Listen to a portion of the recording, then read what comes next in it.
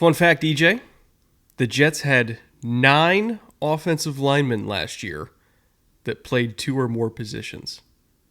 9, okay? Most since 2006. And I'll tell you what, Jets fans would agree with this. We could tell. Like, it looked like it on the field. Kind of looked like it. Yeah, I think that's the fair assessment of, you hear some of those stats and you're like, but wait, they made it look so seamless. And no, they didn't. No, they didn't. There were a lot of fucking seams on that team last year. And it was not good. It didn't go well. No. Things started off so hopeful. We got about 4 snaps in. Then hope kind of went away, and they didn't have a plan. Jets fans know this. I'm sure a lot of them are just skipping ahead to the fun off-season part. We will get there, by the way. We'll have some fun little scheme discussions and, personnel discussions and, coaching changes or coaching non-changes. Realignments, yeah, shifting of job duties, maybe, possibly. A lot to go over today, but we do also have to discuss 2023 a little bit to kind of set the stage for 2024. So with all that being said, Jay, roll the intro.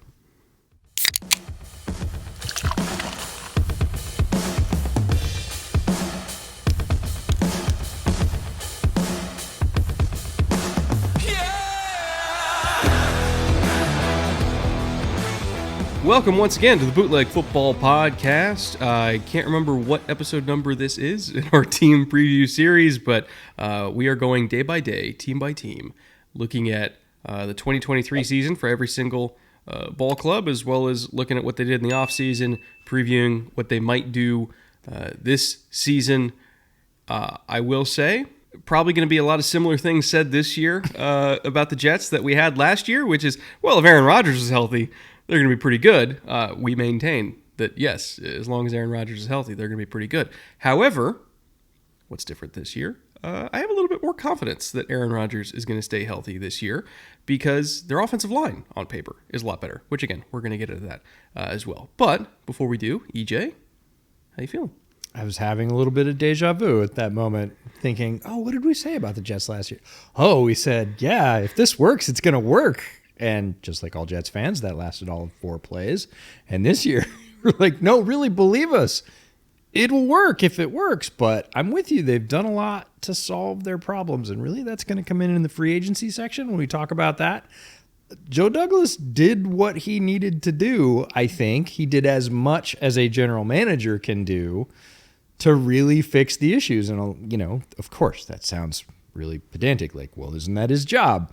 It's all their jobs. It's surprising how few of them get it done as completely, at least on paper. So again, when we have more hope of what looks like a very similar team, it's because they made some key additions to have a better plan if, knock on whatever piece of plywood this is. Particle board. Particle board, and say, if something goes wrong.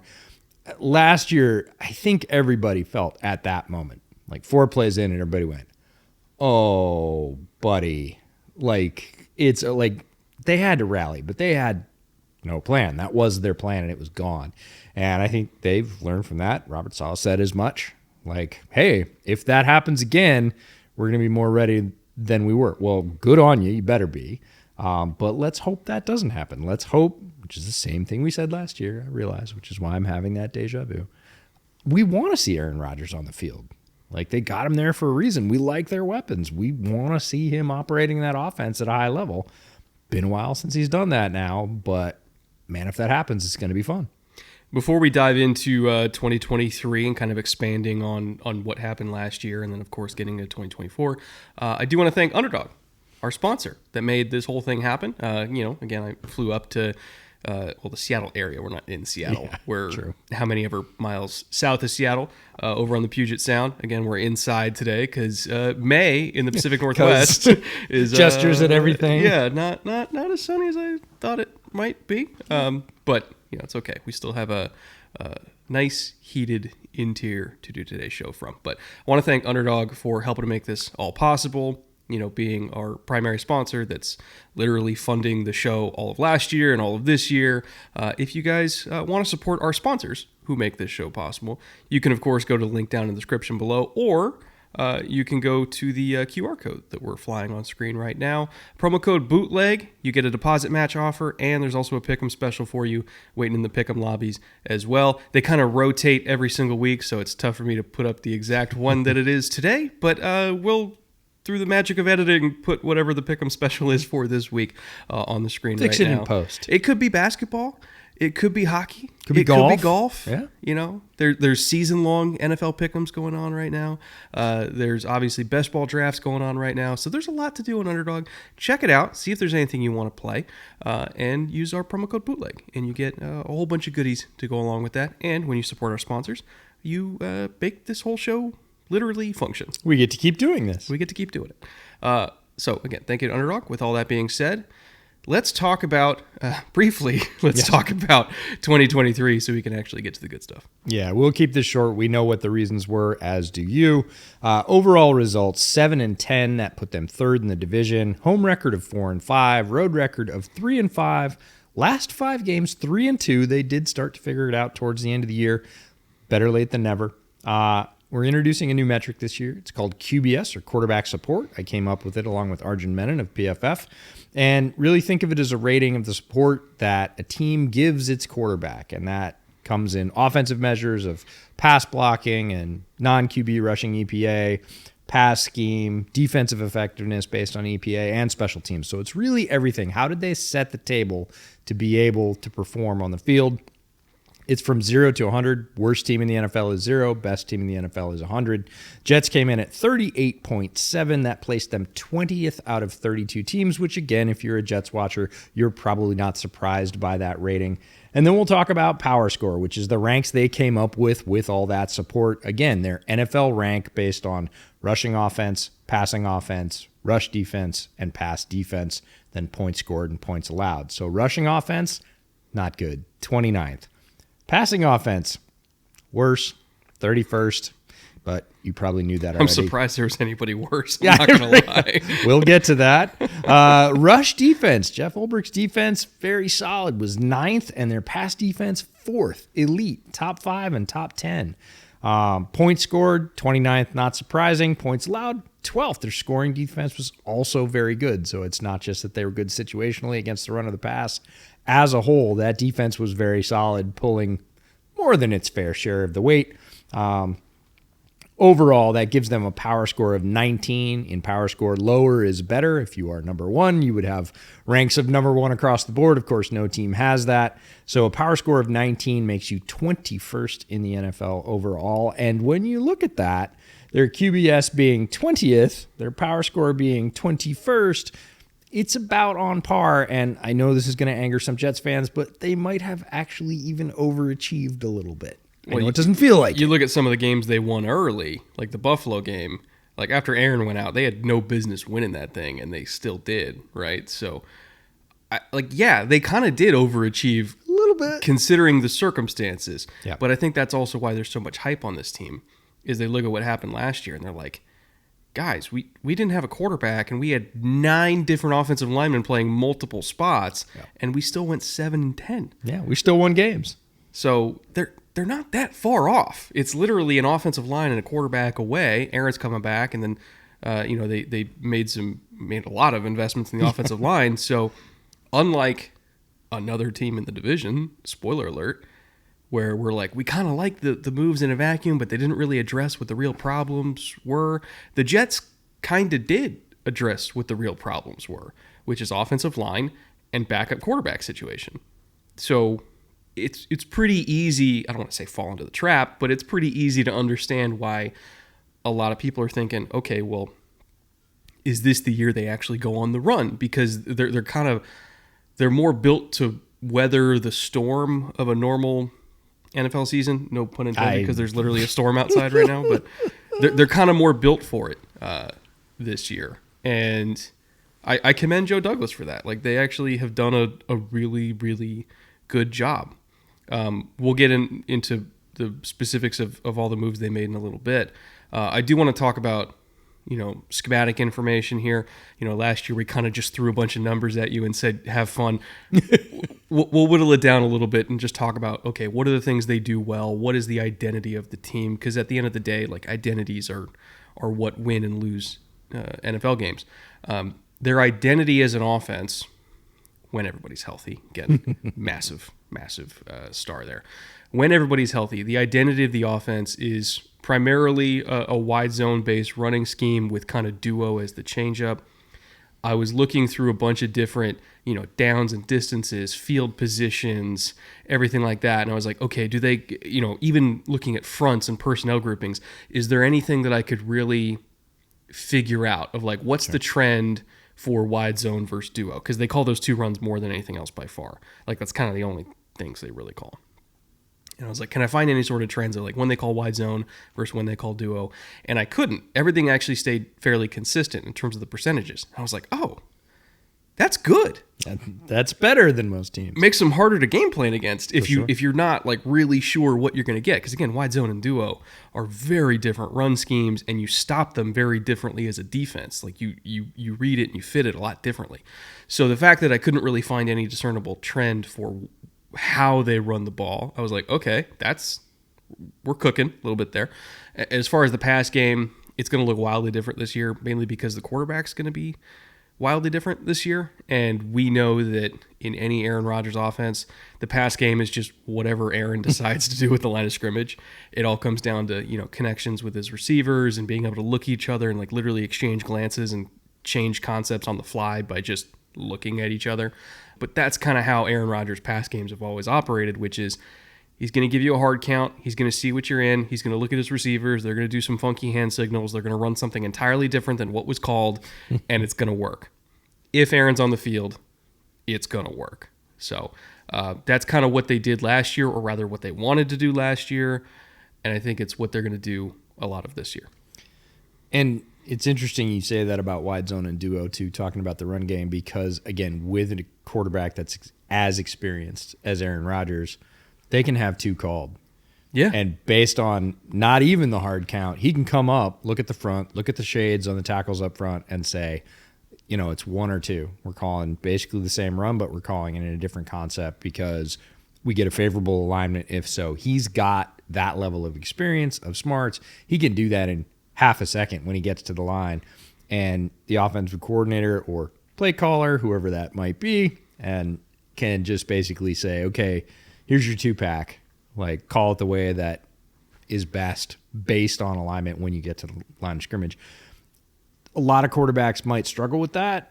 Aaron Rodgers, that's easy pickings for him. That's, before breakfast work. So not only in the pass game, but also in the run game, that ability to always take advantage of whatever the defense is giving you is a tremendous uptick from where they were last year. Yeah, for those of you familiar with the term can calls, you probably hear that a lot, especially with any, Shanahan tree, West Coast system. It's here's the 11-word play call, can it to blah, blah, blah, blah, blah, another 7 words. And again, the play calls are long, but if you're thinking about how the huddle operates, everybody's just kind of listening for their specific parts. They just need 2 or 3 words to know what they're doing.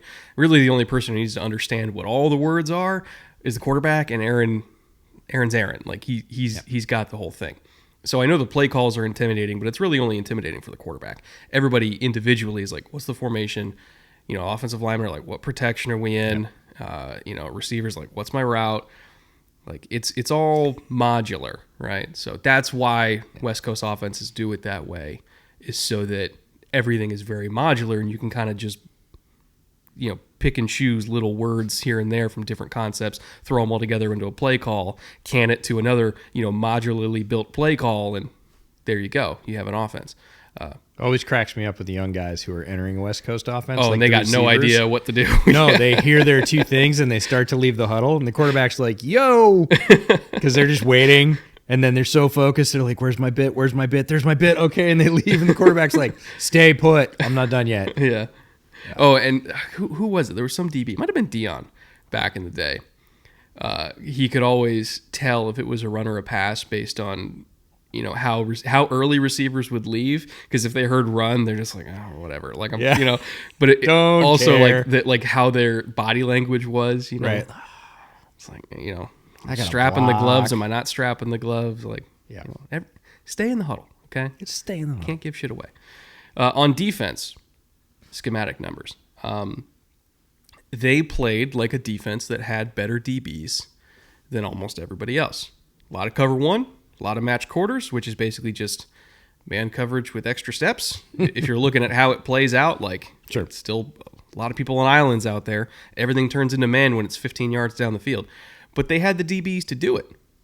Like they didn't really play a lot of fire zone. They didn't really blitz a lot at all because, again, they had a great pass rush too. I think they had the 32nd ranked blitz rate in the NFL last year at like 17% because they didn't have to blitz. Because we're doing fine without it. Doing fine without it. So it's like, okay, we're playing a lot of either cover one or match quarters, which again is just man coverage with zone coverage principles or zone coverage with man coverage principles, however you want to put it. Rush with 4, let our inside linebackers that are both maniacs kill anybody coming across the middle. Like it wasn't a very complicated defense, but it worked because they had the talent to not need to play anything complicated. They still have most of that talent. And even with some of the personnel changes, like the John Franklin Myers trade, like they still brought in Hassan Reddick. So it's not like there's an overall downgrade in talent here. Yep. Still an elite front four with multiple waves of guys. Still a great linebacker duo. Still a great secondary. Like this is probably, again, knock on particle board, if everybody stays healthy, this is probably a top 5 to 6 defense in the league again. Yep. They just need a little bit more offensive help.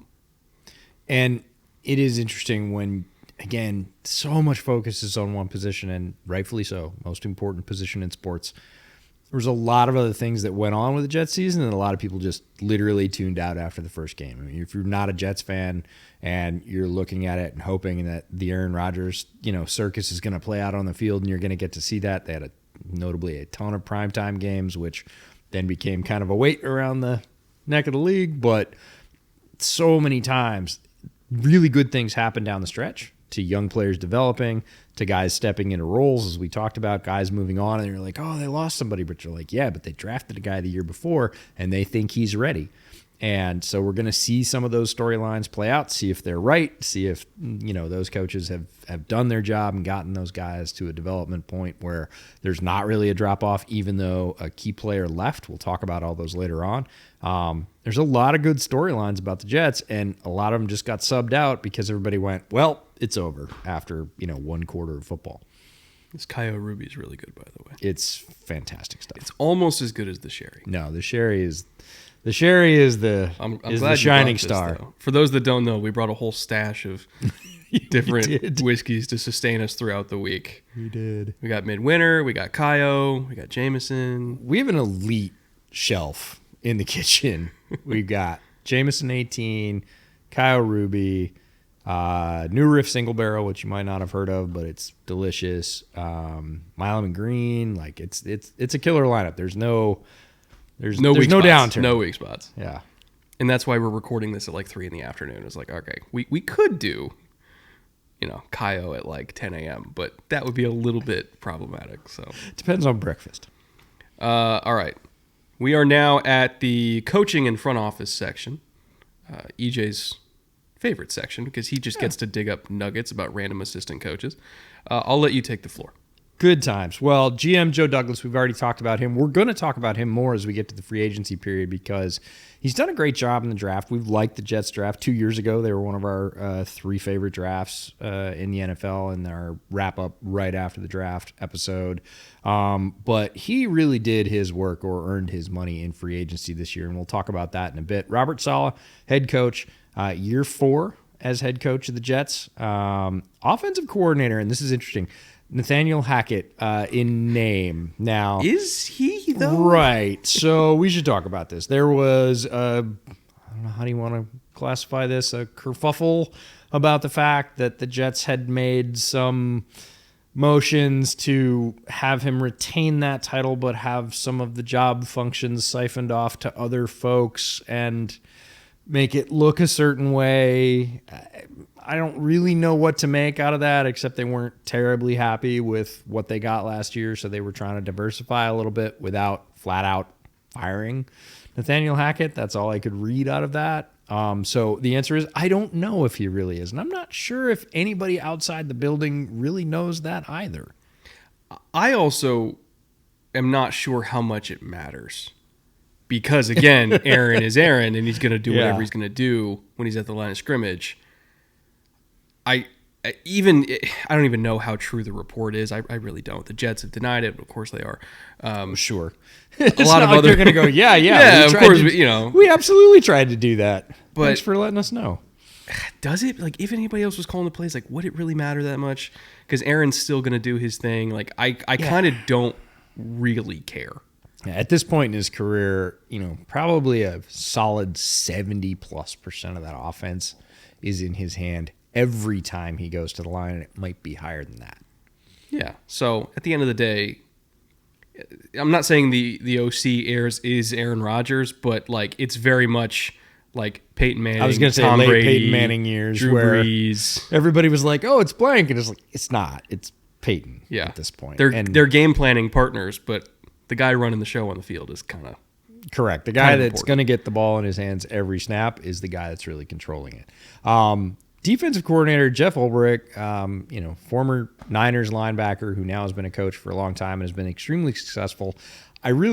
Because again, so much glare and spotlight and focus was on the offense last year. Again, this defense was elite, top 5 and or top 4 and top 9, like overall in points scored. Almost top 10. This is a very, very, very good defense that flew around, is extremely fun to watch. You talked about their linebacking duo, one of my favorite duos, of inside linebackers in the NFL. Just a really talented, fun, well-coached, fast defense. I feel like Jeff Ulbrich kind of doesn't get credit for that. Robert Saleh came from the defensive side. A lot of that shine goes to him. Jeff Ulbrich is the nuts and bolts sort of day-to-day guy on this defense, and it is one of the best defenses in the NFL. Definitely deserves his flowers. Special teams coordinator Brant Boyer. Notable coaches, we'll pick a handful out of both the offensive and defensive side. Sean Jefferson is the wide receivers coach. His son plays in the league, Van Jefferson. Ron Middleton, the famous make-you-run-through-the-wall tight end coach of the Jets, of Hard Knocks fame.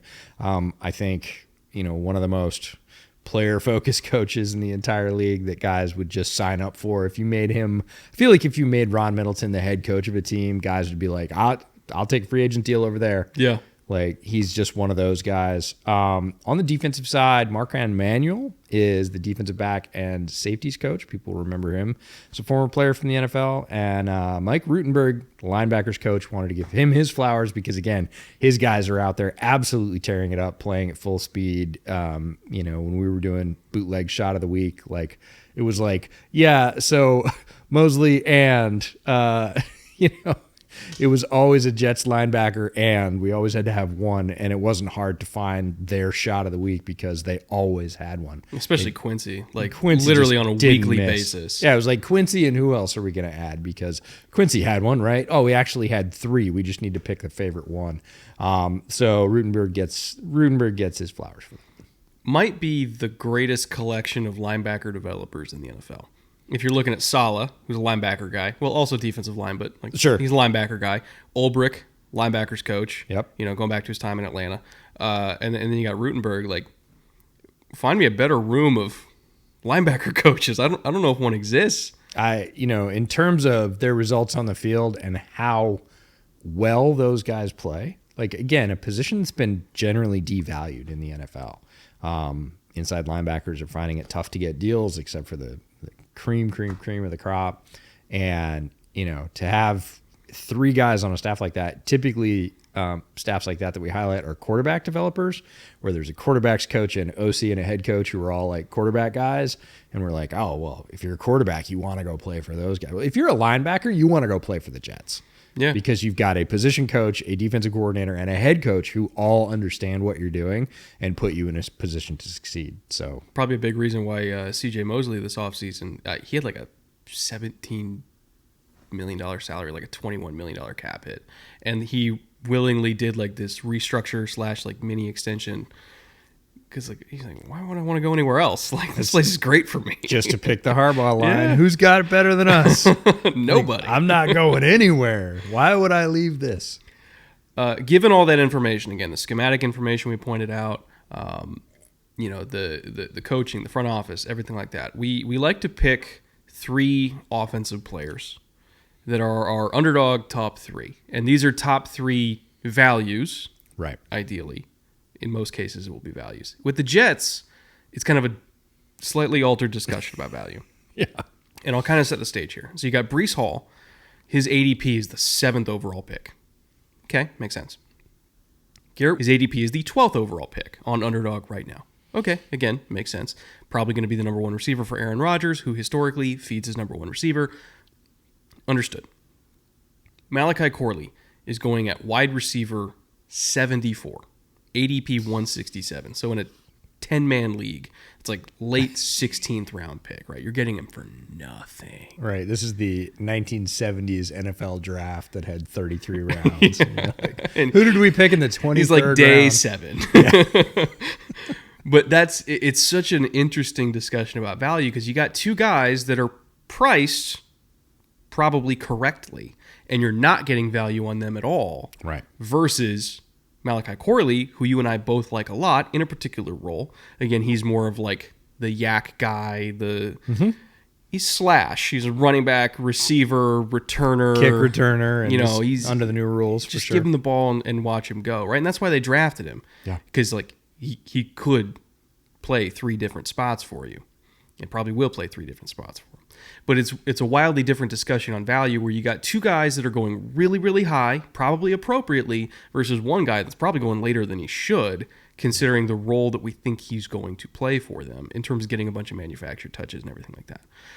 Where do you stand on these 3? Like, are you cool with, I don't want to say over-indexing, but properly indexing on the top 2 Jets weapons, or if you were trying to value play it and you didn't want to invest too much in a offense led by a 40-year-old quarterback coming off an Achilles, would you rather wait for Malachi Corley at wide receiver 74 and try to pick up value that way, especially in a best ball league where you only need him to pop off a few times? Yeah.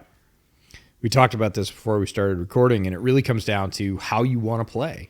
Right. And at the end of the day, these are games. These are games people play. These are games we play with NFL players. And do you want to have that, hey, I unearthed a gem, I was there first? A lot of, bootleg listeners and watchers have reached out to us and said that's what they really enjoy is hearing about these guys early on, even before they're drafted, and then, following their careers and picking them up early and dynasty and everything else. And that's how they want to play. That's what they really enjoy about it, as opposed to the more sort of chalk approach. Hey, I've got the 7th overall pick, and I need a running back, and I think Breece is a very good one. We think that as well. I'm going to put that piece in my arsenal and get those other pieces elsewhere. I'm not going to wait and kind of do that first for the Jets for whatever reason. So it really comes down to me to a stylistic play, because I don't think that Breece or Garrett are overvalued. Now, Garrett especially hinges on Aaron Rodgers. Breece is going to get his either way. So that's another piece of it. Like, do you want the sure thing, or do you want the if Aaron is healthy, this could mostly be sure thing? This could be an absolute comment, because we keep saying that about Garrett, and we believe it about him. He has that level of talent. If he gets solid quarterback play, he's going to be right up there in that conversation with the Justin Jeffersons of the world, and I don't think that's hyperbole. Like, I think if he is fed well, he can eat at that level. So it comes down to sort of stylistic preference. Like, do you want to get chalk out of the way first? If so, we believe that both Breece and Garrett are solid at those levels and can perform. If you're sort of stashing one away and you're going to go back to the Jets later on, Malachi Corley could be really interesting, but he too, it's dependent. We were talking about this earlier on, that he's going to have a player like him who's sort of a wide receiver 3, wide receiver 4 candidate that is about yak. He's going to have to break a couple early in his career. It's tough for young receivers to do, but I'm talking like first third of the season, 6-7 games. He's going to have 3 or 4 plays where he really gets people's attention, does what he does, makes 2 or 3 people miss, picks up an extra 20 or 25, scores a touchdown in crunch time. So people will go, hey, when we feed the rookie, good things happen, because as any wide receiver 3 or 4, we tend to get pretty excited about them. But the reality is they're not going to have a ton of touches. Yeah. Like, you have to like prove it first. Unless right? you're Amon-Ra St. Brown, and he too had to do that, right? He had to go out and produce, and they're like, man, he's just super consistent. We need to keep feeding him the ball. Malachi Corley, I feel like all the mouths to feed in the Jets offense, his chances are going to be less, and it's going to put even more pressure on those touches to really perform. And that can go both ways. Like you can fumble or you can make 3 guys miss and go 25 yards. If he has a couple of those flashes, the calls will get a little bit louder, both inside the building and out, that, hey, we gave him 3 touches, good things happen. Let's see if we can get him 4. Let's see if we can get him 5. Because the reality is very few rookies are going to come in wide receiver 3 or 4 roles and get 8 to 12 touches a game. Like none of them are getting that. So you got to do a lot with the ones you get early and sort of change that perception or build that confidence. It's a huge thing with Aaron Rodgers as well. Typically rookie receivers are drop one and you're not getting another one for the next 25 or 30 tosses. So like it's Poor Christian Watson. Oh man. It's rough. even more critical. But it'll be fun to see. And he's certainly got the talent to do it. This is not, Malachi Corley slander. This is he's in a spot. Jumping leagues is tough, and he's going to have to do it. It reminds me a lot of Puka last year, and everybody wants to find the next Puka. Yeah. Like who's how the many 15th times, rounder? Question, how many times have you gotten that question in the last 3 months? I've gotten it about every single rookie. Is Keon Coleman the next Puka? Yeah. Is Malachi Corley the next Puka? Is Malik Washington this year's Puka? I get that text at least once a week. Oh, I've got a dynasty draft EJ coming up. Like, give me Puka. And I'm like, there isn't one. Puka's Puka, but you didn't get him, obviously. So, it's an impossible standard to live up to, but it's funny that he's become this really sort of legendary mythical figure in the fantasy community because he popped off.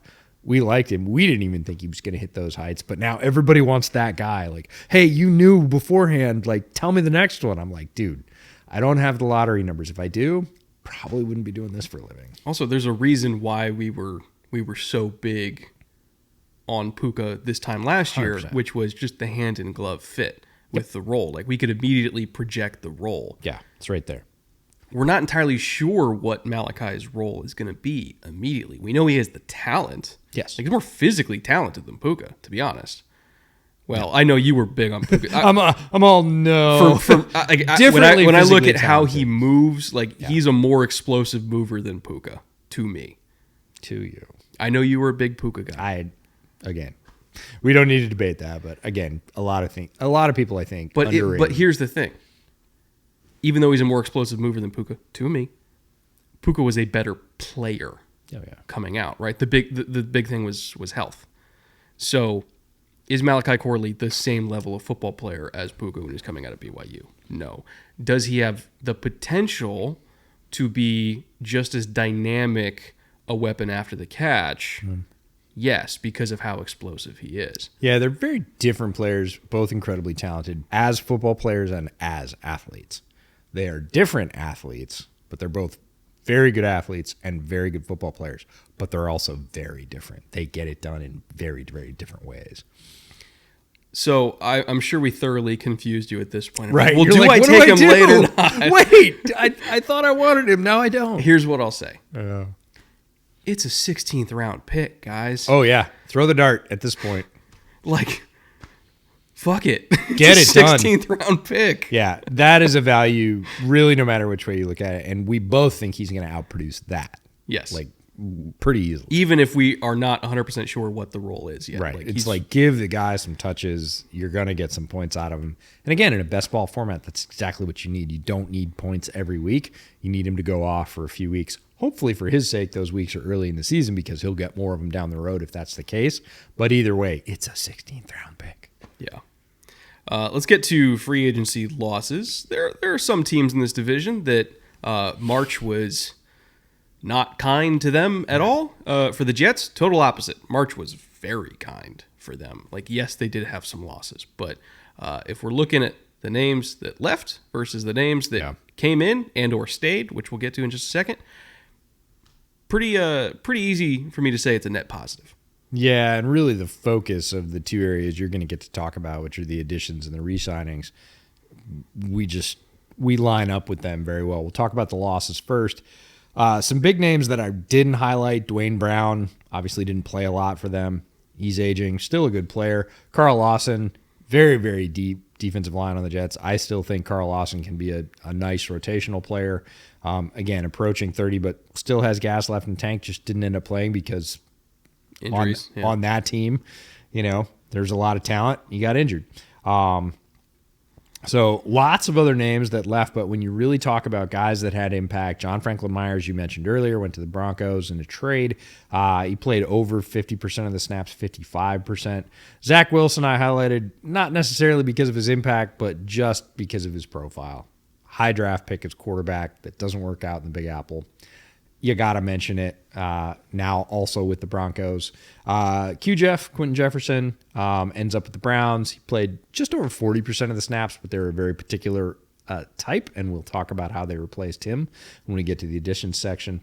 Jordan Whitehead, one of my favorites, came from the Bucs to the Jets, and I said a couple of years ago on this podcast, this is going to be a key addition for them.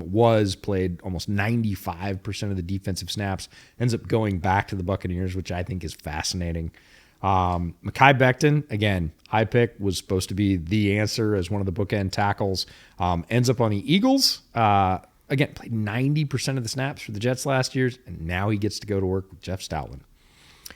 Yeah, he didn't work out with the Jets for a bunch of different reasons. We don't need to relitigate it. If anybody could fix him, it's the landing spot. Yeah. I mean, there's like two. It was like Callahan or Stoutland. If he lands with either, I'm like, he's probably going to be all right at least, if not better, because Mekhi Becton, innumerable physical tools, has yet to put it all together. If anybody can help him out with that, it's Stoutland. Bryce Huff, the edge, also goes to the Eagles. Bryce Huff, complete fireball off the edge, was a target hopefully last season for the Bears. I thought, man, if they could get Bryce Huff, but the Jets knew what they had. They were not letting Bryce Huff go. They knew how efficient he was. They weren't going to give him up for anything but a king's ransom. Here he plays his last year, ends up going to the Eagles. Again, a very deep defensive line that wears green. He's going to feel right at home. And then Laken Tomlinson, the guard, ends up going to the Seahawks. He played 100% of the snaps. Pretty rare for any player. He's the only offensive lineman that stayed healthy. Like, literally the only one. Everything moved around him, and he was just in the middle of the swirl going, guys, like, do I know your name? Laken Tomlinson, rock solid for the Jets, ends up the Seahawks. Seahawks needed help on the interior offensive line.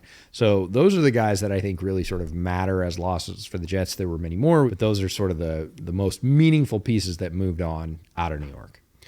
They kind of just did a swap on Huff because then they traded for Hassan Reddick anyway. So it's so funny when teams do that. It's like, we're going to let our cornerback go. Oh, he signed with you. Can we trade for yours? So they brought him in via trade. In terms of who was already in house that they kept. Obviously, C.J. Mosley. They did that kind of like restructure-ish mini extension to bring his cap hit down. Chuck Clark is back. If you remember, this time last year tore his ACL, which we were really bummed about because we love Chuck Clark. But he's back this year. So is it safe to say he was the defensive version of Aaron Rodgers? Except it was June instead of September. We were extremely hyped about that got injured, and then it was like, oh, the fit was so perfect. Not going to happen. Still is perfect, though. Yeah, and now he's back. And he's had a full year. Well, by the time games happen, it'll be over a full year. Correct. So he should be all right. Greg Zuerlein they brought back. Ashton Davis they brought back. I highlighted that one just for you. Because I was a huge Ashton Davis guy. That's right. When he was coming out in the draft. Sam Eguavoen, who does not get pretty much any press ever, but I've always been a really big Sam Eguavoen guy. Like, as your other linebacker. Yep. A lot of teams, honestly, he'd probably start for a bunch of teams. He's not starting for this team when they're in nickel and they have two linebackers in the field, but he's a good player. Yep. He's been a good player in multiple spots. In terms of third-party additions, this is really where Joe Douglas Joe Douglas made his money. Yes. So Javon Kinlaw, they brought him in to be a rotational interior lineman for them at semi-reasonable considering the current defensive tackle market at $7.25 million. Fine, whatever. I'm okay with that. Isaiah Oliver, who's kind of become this, journeyman veteran nickel that's also going to play special teams for you. He's not going to. Ideally, he's not going to play a bunch of snaps for them in nickel, but if they go into dime, he'll get a lot in the field. And if they lose somebody, he'll probably come in and play the slot for them. That's kind of the role he's found in his career. Mike Williams, they brought him in. I'm not 100% sure how many games they're going to get out of him, but considering it's only a $10 million deal in the current wide receiver market, to have him be your go up and get it, pull some magic bullshit on the sideline, like that's like their ideal number 2 receiver to complement Garrett. So great deal for that. Tyron Smith, this is the big one. Again, not 100% sure how many games they're going to get out of him. That's right. But that's why they did a certain thing at the top of the draft that we'll get to in just a second, to insulate themselves from Tyron potentially getting hurt. But if Tyron's on the field, franchise left tackle, he's still got plenty of juice in the tank. Hassan Reddick, we mentioned, they brought him over in a trade from the Jets. Tyrod Taylor, to give them another veteran backup that they can actually put on the field and feel decent about it. I think he's going to be a great mentor for Jordan Travis as well, who they also drafted. Morgan Moses they traded for to give them a better option at right tackle. And then finally John Simpson, who they signed also from the Ravens to be their new left guard. So they basically completely remade this offensive line in one offseason and used draft assets to reinforce the veterans that they brought in, so that no matter what, even if guys go down, because it's the NFL and guys are going to go down, they're going to be in better shape than they were last year. And I love that Joe Douglas did this. Like, he committed every resource he could possibly scrounge up between the couch cushions to make sure this offensive line would hold up. And he did a great job. Literally every addition. The only one I didn't highlight was Lecky Fotu, and I could have highlighted him because he's coming in, again, to fill in some of those John Franklin Myers snaps, and I think he'll do that well. If you're literally highlighting every single free agent that a team brought in, they understood the assignment. Like, Joe Douglas understood his homework going into the offseason. Javon Kinlaw and Isaiah Oliver, both coming over from the 49ers. Although Saleh hasn't been on staff there for 4 years, he certainly has friends. He has solid connections to those players. We talked about retooling the entire offensive line. Mike Williams is just kind of a gambit, just kind of a throwaway, like, we hope this works. Again, we're not sure how often he's going to be on the field. But the big one for me is Tyrod Taylor. Like, okay, disaster scenario. Aaron goes down again. What are we doing? We're going to Tyrod. He's been in this situation multiple times before. Very few people in the NFL can say that. And he's been rock solid. You're not dropping off a cliff if something happens to Aaron, because you did the offensive line and everything else. But then you got Tyrod. You got that veteran stability. There's possibly not a better guy in the NFL to be the number 2 on the Jets right now than Tyrod Taylor. Joe Douglas crushed it. And even though Taylor himself has had some injury issues, it's kind of odd to say this, but I also think their young, plucky rookie backup situation is also better this year than it 100%. Was in recent years. Like, as weird as this is to say, I actually have more confidence if, like, worst case scenario, again, knock on particle board, worst case scenario, Jordan Travis has to go in and play because the top 2 old guys get hurt. Given what we know about Zach Wilson, if Zach Wilson was on this team, I would have felt better about Jordan Travis going in than Zach Wilson. So, like, across the board, at number 1, number 2, and number 3 in the room, they're better this year. And their offensive line's better. And they've used every possible avenue to improve the team, and that's really what a general manager's job is. And Joe Douglas, again, didn't stop the free agency and sort of go, I got it done. Went back to the draft and went, if that doesn't work, I'm putting in the 3rd layer of redundancy. We're going to talk about the draft. You alluded to Olu Fashanu at the top of the draft out of Penn State, the 11th overall pick. If nothing else, it gives them a succession plan for the future. If they don't have to play him right away, great. Yeah, that's awesome. Right? Give him a year to develop. But if he's competing for a starting spot as a rookie, even better. Like, it's just a no-lose situation for them. Malachi Corley out of Western Kentucky, down in the 3rd round at the 65th overall pick. We've talked about him and what we think his role is going to be. Again, some added value with the new kickoff rule is just another piece. Braylon Allen, the Hammer running back out of Wisconsin, 4th round, pick 134 overall, gives them yet another big hammer of a running back. They do have a type. Jordan Travis, the aforementioned Jordan Travis of Florida State, who we interviewed at the Shrine Bowl and, was, steaming along towards a national championship shot until an injury late in the season. Very smart guy. Really love the way his teammates talk about him. Feels like sooner rather than later, he's going to be in the position to lead an NFL team, and he's going to be just fine with that. He's a really impressive person. Yeah. Like, as a leader, doesn't seem everything. too big for him. Yeah, no, he's the coolest dude in the room. Like, nothing bothers him. Like, and not in an artificial way, just in a, hey, this is the way I am, and everybody thinks I'm cool, right? I'm not trying. This is just everybody thinks I'm cool, and this is just me being me, and that's the best possible result. Even down to like answering questions from the media, because like we talked to some of those Florida State DBs, and boy, they had a lot of choice words. They were hot for the committee. Whereas they Jordan Travis was like, very presidential, I guess you could say, of just like No, he knew what he wanted to say. You could tell it definitely mattered to him. You can see the rage in the eyes, which I also liked. I got to be a little bit of fire there, but in the way that he presented his answer, he was very sure he'd thought about it beforehand. It was not polished or plasticky, but it was reserved in the proper way. Let's just say that. Yeah, he's just a really impressive dude. He's a smart kid. I love his pocket presence.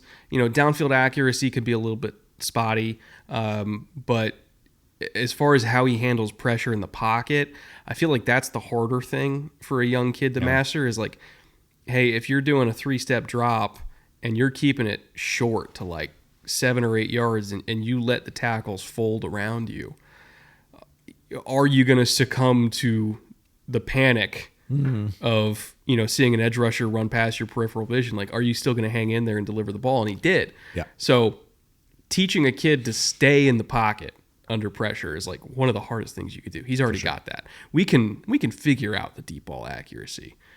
I don't think you can figure out not panicking. Yeah, and I love his short ball accuracy. I know that sounds like a backhanded compliment. It's not. He delivers an extremely catchable ball on swings and screens, and that's a huge part of NFL offenses. Some folks say, yeah, but it's not hard. Like, your degree of difficulty is not hard. Well, that's true, but you still need to do it well. And if you execute those plays like with very repeatable mechanics over and over again, and you always deliver a very consistent and catchable ball out in front of your playmaker, it helps them get yards every time. It builds yak, right? And he's so good at that. And I think it's an underappreciated aspect of a game because people just think it's easy because they're shorter throws. He is so drilled on those. And I don't mean robotic. I just mean no matter the situation, the ball is coming out when it should. It's landing where it should. Guys are not having to turn around to catch it. And a lot of quarterbacks you can't say that about. So a lot to like about Jordan Travis, a lot to like about that pick, especially for the Jets. Isaiah Davis, the running back from South Dakota State, who ran behind a couple of our favorites, Mason McCormick and Garrett Greenfield at South Dakota. In the 5th round, again, 173, just a couple picks after Jordan Travis. Quantez Stiggers, one of the most interesting stories in the entire draft. If you didn't follow our pre-draft coverage, this is a guy that was out of football. His mom signed him up for some tryouts for the fan-controlled football league. He went and dominated, ended up from there going to a CFL combine, getting selected by the Toronto Argonauts out of there. Was not a starter. Guy in front of him went down. Classic next man up story. Didn't even play the full season. Ends up winning Defensive Rookie of the Year in the CFL after not playing college football. Is eligible because of that to come into the NFL draft. Gets selected by the Jets, the 5th round, 176. So they had 171, 173, and 176.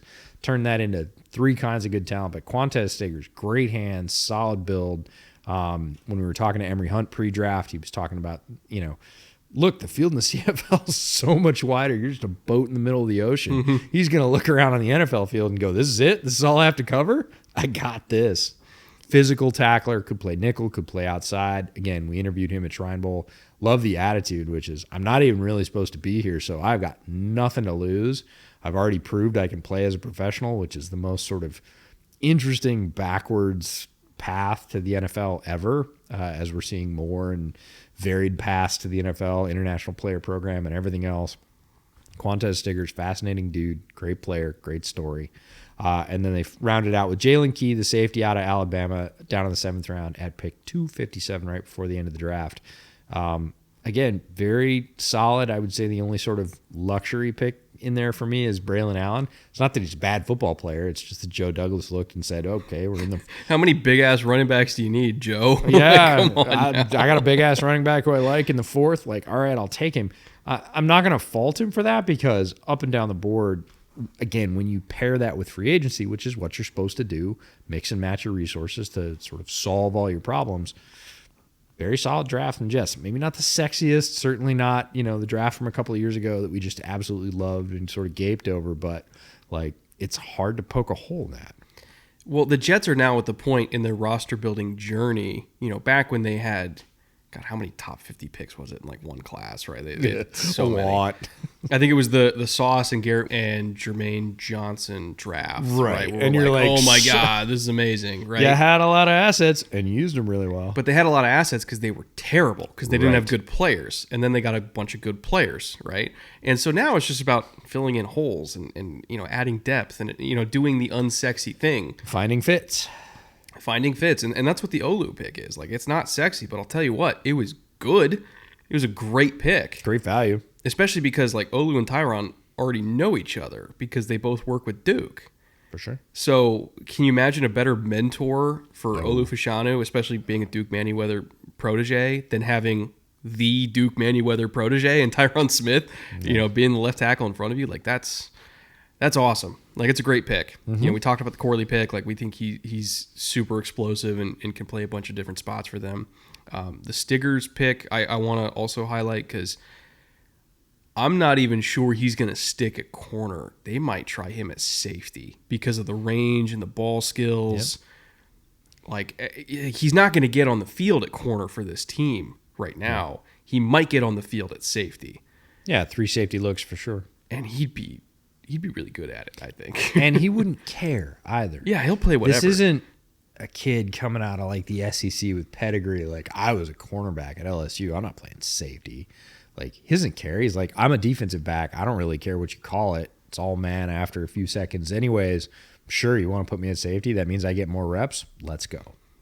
My favorite story from him is his first practice as a rookie, again, out of the Fan Control Football League. His first practice at the Toronto Argonauts, he got 5 picks. And the coaches were like, who the hell is this kid? So he can catch. Where'd you find him? Yeah.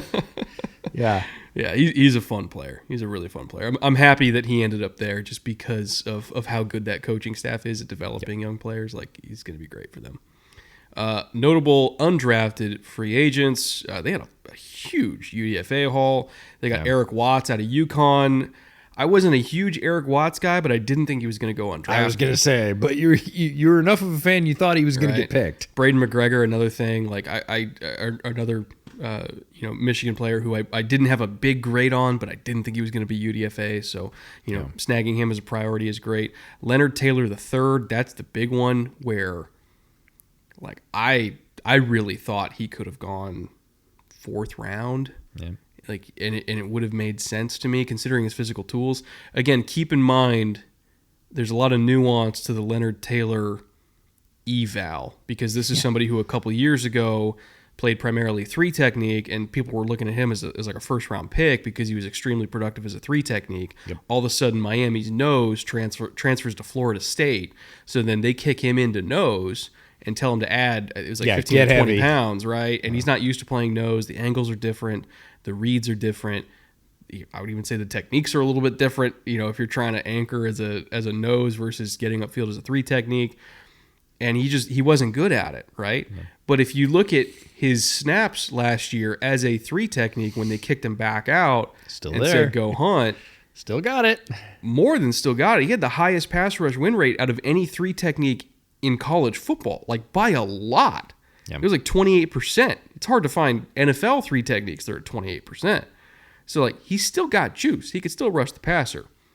There were some questions about he didn't have off the field issues. It was more so about like effort and everything like that and how he was in the room. I think ultimately that's probably why he went undrafted, because there were some people that brought up like, you know, how was he in terms of, you know, paying attention and being in the locker room and everything like that. Like, we talked to him at Shrine. He's a good kid. Yeah. He's a good kid. Never got in trouble. So, like, I didn't think he deserved to be undrafted. Apparently, NFL teams just were out on him. It was surprising that he was undrafted given the film from the prior year. Yeah. And we see this with college players. We saw this with another college player who ended up on the Jets, strangely enough, is one of their edges, right? And was played out of position pretty much routinely in college. You mean Will McDonald, the 235-pound 4-eye? Thanks, Iowa State. I mean, this is not an uncommon story. So, you know, the Jets especially have experience with this, but like, hey, come to our program. You could drop some weight. You go back to your natural position. We really like what you can do there. Yes, you still have things to work on, but, you know, was he a draftable talent? 100%. So surprising that he wasn't. Brady Latham, another one, guard out of Arkansas.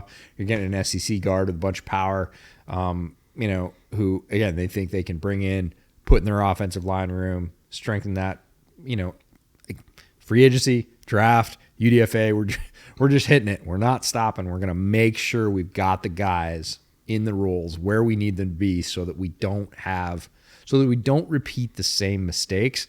And I love that approach, and I hope it works. Not just because Jets fans have suffered, but because I believe that's good process.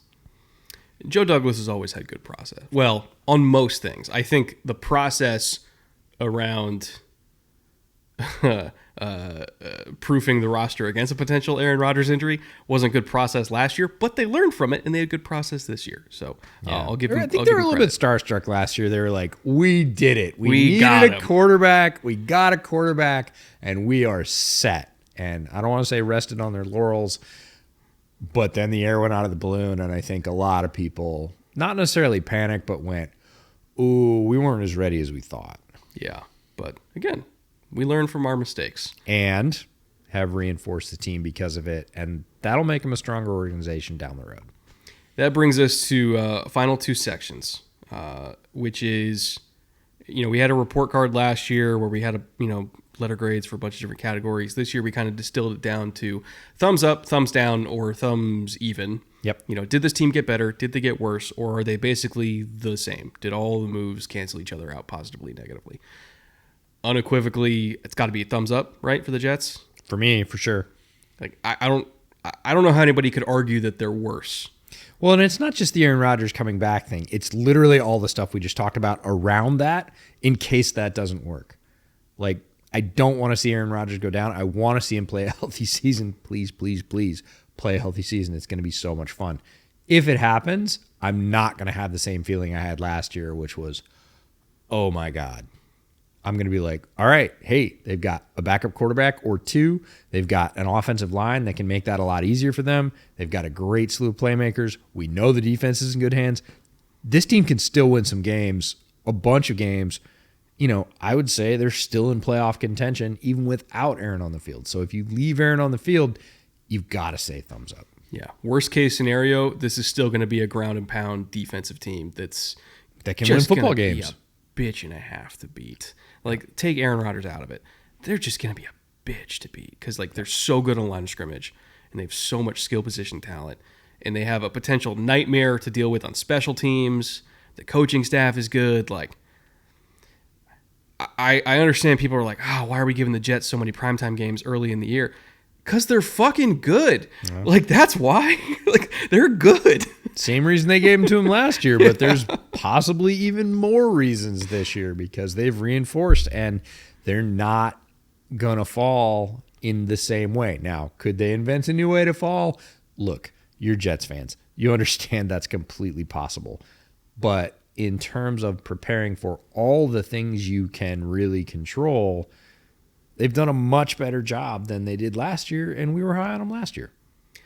That brings us to last little segment, ceiling and floor. You know, ceiling in wins versus floor in wins. I will say again, the caveat on the floor is let's just assume healthy quarterback, right? Because last year we did a fairly high floor for them, and then Rodgers lasted 4 snaps. We're not going to project an injury. No. If Rodgers is healthy, what's their floor in wins? And what's their ceiling in wins? For me, ceiling of 11, floor of 9. So somewhere in that general strike zone of like, could they win the division? Absolutely. Could they be a very strong wild card team? Absolutely. But I ultimately think they're going to be a playoff contender. Should be. At worst. They don't really have a discernible net rest advantage. A lot of people have been talking about that since the schedule came out, because there's some teams that have way more net rest days compared to their opponents on a weekly basis. The Jets are right in the middle there. Yeah. They have a couple mini bye advantages because of their Thursday night games, and they have a couple mini bye disadvantages, but ultimately everything kind of cancels out for them. There's some teams where it doesn't cancel out at all, but I think given everything we've talked about today, 9 to 11 wins. I think Jets fans would take that, get to January, see what happens.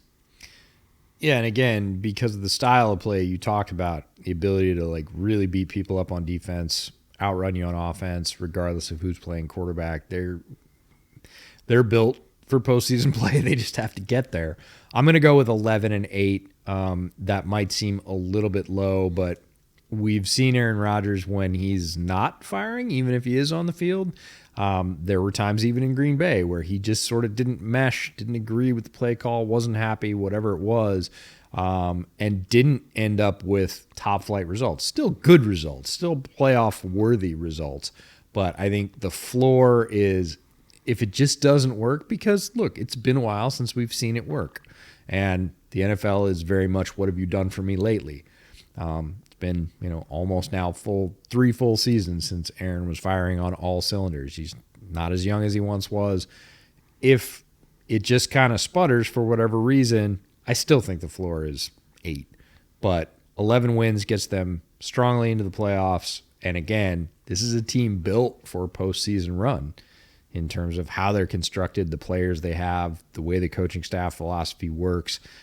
They can absolutely make some noise. They just got to barge their way into the tournament. And if they do, they're going to be a dangerous team that not a lot of players want to play, because Aaron's got a ton of playoff experience, and, the rest of the roster is built for cold weather, grinded out football if we need to.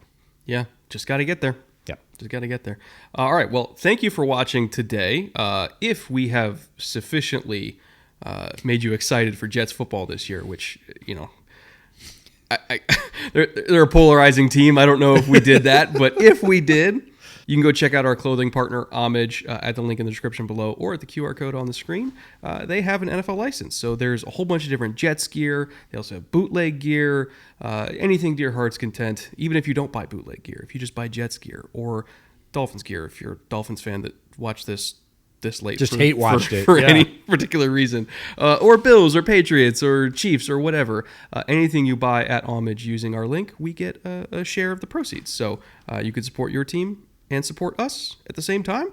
That's right. It'll keep you warm and comfy on stormy Pacific Northwest days. It's tested. Other than that, thank you to Underdog also for sponsoring us. Thank you to all of our patrons, our executive producers.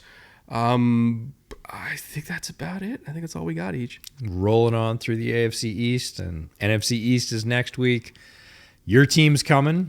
We sort of flipped the script. I remember the last episode last year was Bills, and we're doing that episode in a couple of days here. So we try and make it so you don't have to wait quite as long every summer. But your team is coming. Be safe and secure in that knowledge, and either from this location or locations to be yet determined.